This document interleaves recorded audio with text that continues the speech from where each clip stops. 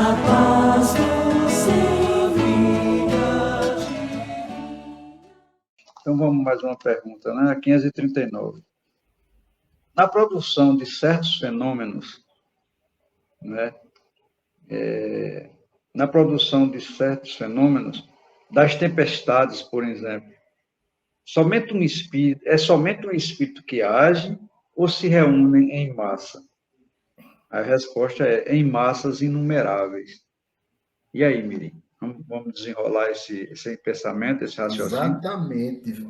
Veja que necessita de alguém com muito conhecimento, que, somado aos demais, podem formar esse, digamos assim, exemplo da natureza. Porque uma tempestade não é uma coisa simples, não é? Nós sabemos. Ela envolve ventos, chuvas, não é? Raios, trovões, tudo isso são trabalhos de uma equipe.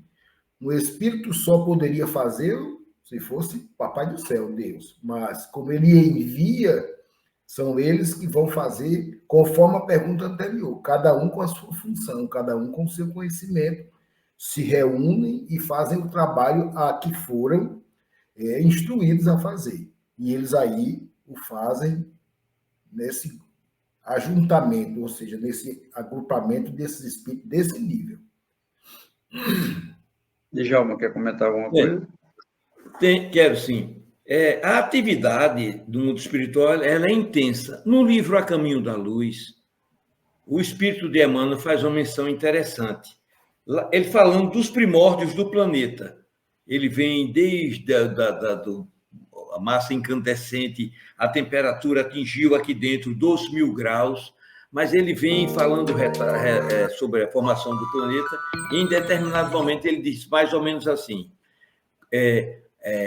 haviam serenado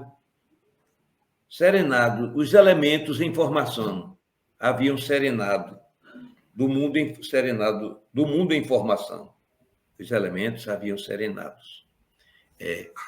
Quando o raio do sol beijava em silêncio a beleza melancólica dos continentes e dos mares primitivos, Jesus reuniu no mundo espiritual os trabalhadores que trabalhavam com ele, e dentro de algum tempo se podia ver uma nuvem branca, né, de forças siderais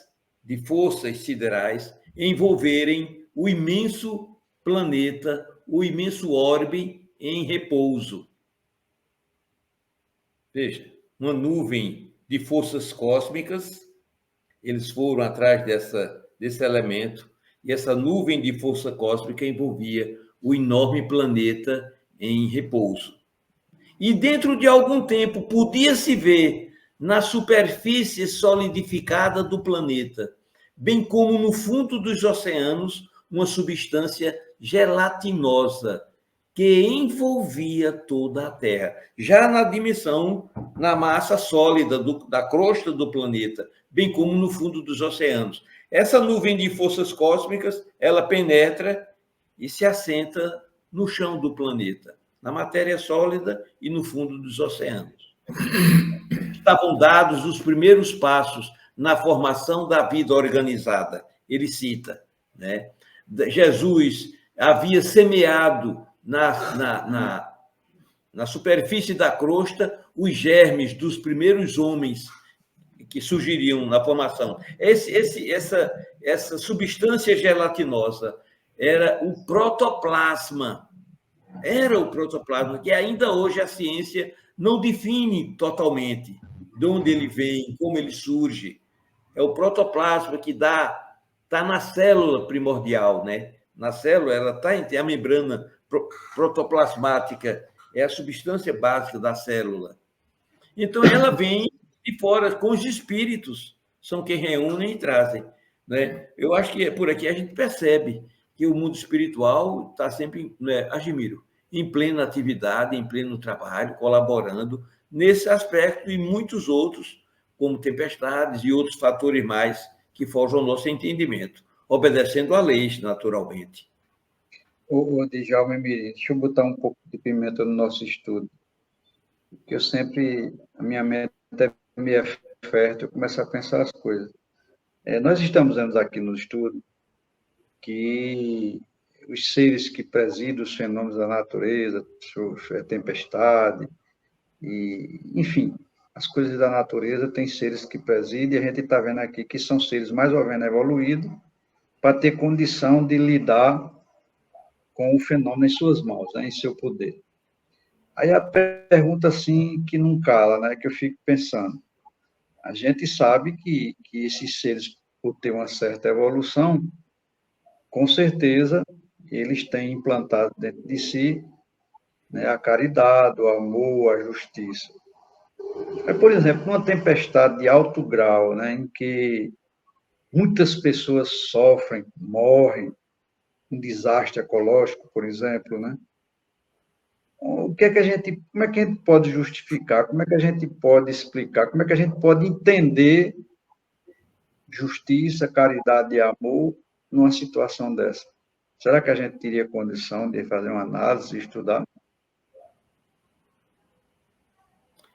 Vou dar Bem, um se exemplo. você Vou dar um observar, exemplo. as coisas do mundo espiritual, elas têm um objetivo. Nada é por acaso. E nem para prejudicar A ou B. Não. Se há um momento em que a espiritualidade pode reunir um grupo e fazer um resgate coletivo, a natureza auxilia. Ela é utilizada nesse sentido. Não é por maldade e nem porque esse espírito que provocou essa tempestade queria destruir aquele lugar. Não.